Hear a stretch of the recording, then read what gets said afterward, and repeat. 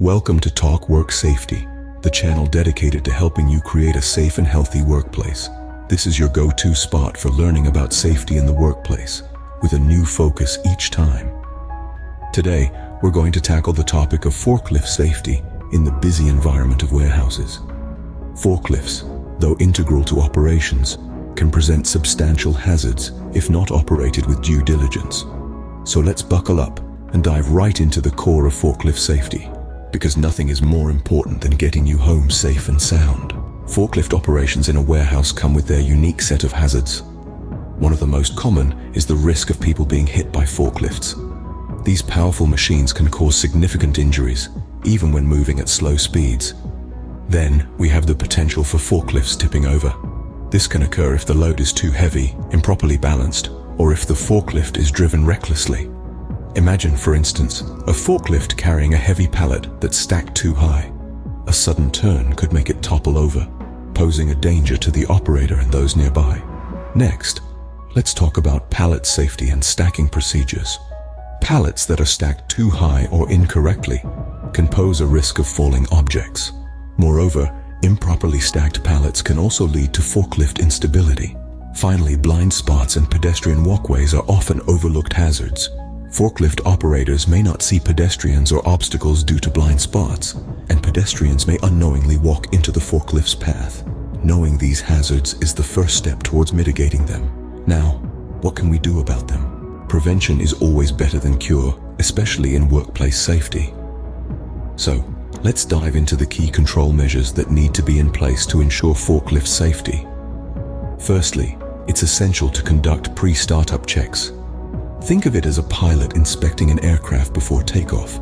This involves checking the brakes, steering, controls, warning devices, mast, tires, and the forklift's overall cleanliness. Remember, an issue detected early can save you from potential mishaps down the line. Next, let's talk about seatbelts. The importance of wearing a seatbelt cannot be overstated. Much like in a car, a seatbelt in a forklift can protect you in case of an unexpected event, like a tip over. It keeps you within the operator's compartment, reducing the risk of injury. Then, there's the need for awareness of overhead structures when transferring pallets. Remember, a forklift isn't just dangerous at ground level. Operators need to be aware of their surroundings, both horizontally and vertically. Accidentally hitting an overhead structure such as roller shutters or overhead utility lines can cause substantial damage and pose significant risks. Traveling in reverse is another crucial control measure. Forklifts often carry large loads that can obstruct the driver's forward view, so it's safer to drive in reverse. But remember, always face the direction of travel, whether you're going forward or backward. Now, let's touch on the hierarchy of risk controls from SafeWork, New South Wales. This model prioritizes control measures, starting with elimination, then substitution, isolation, engineering controls, administrative controls, and finally, personal protective equipment as the last resort.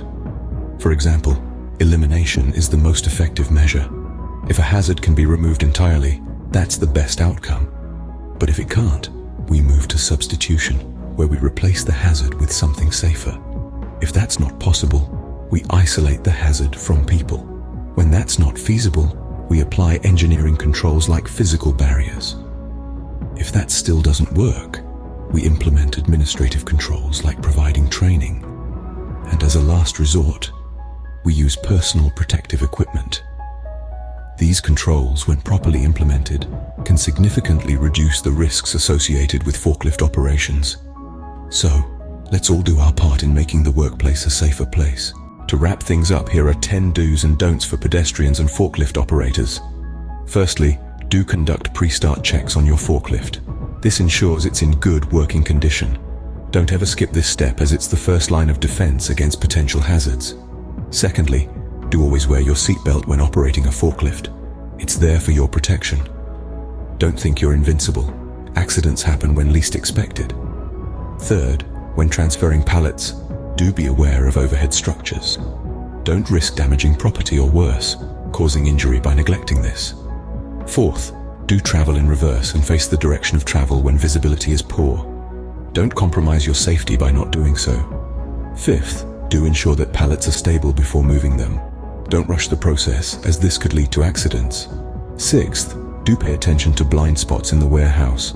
They can hide potential hazards. Don't ignore them, as this could lead to collisions or accidents. Seventh, do adhere to the maximum pallet height. Overstacking can cause instability. Don't take chances by trying to save space.